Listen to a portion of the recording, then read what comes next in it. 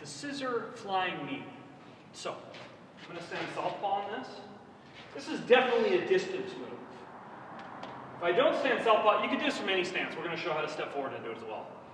But what's happening is I'm jumping in with my back leg, regardless of which stance you're in.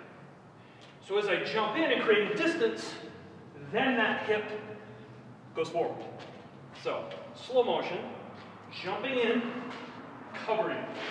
I come back to whatever stance I want. So it's used to cover distance. We're coming in. That's it. You don't just want to drop your hands on this, you'll just get knocked out. Clearly. But if I want to do it from the front, say, I could step in way more distance. So let's look at that from the front. So we're going to do it from right hand. Stepping in, showing some sort of attack to blur their vision. Scissoring forward, hip forward, back. Here, jumping in. So as we're covering distance with this first, it's like a pump, it's a chamber. We're chambering.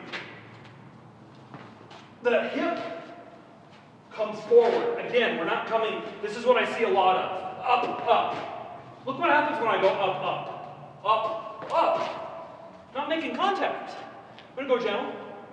When I'm here, yeah, see, she had to move back. She knew what was coming. It's like a spear. Up. Covered. Hands always up. Hands pushing, hands across, whatever your preference is. So this is, again, they're backing up. This is going to cover a lot of distance. I'm mainly going to show where the impact levels are and then what to do after. But as I come forward, going for the body, okay, again, covered. Devastating. This is a lot of power straight forward into their body. I don't like to go for the head, though you can. It's an option.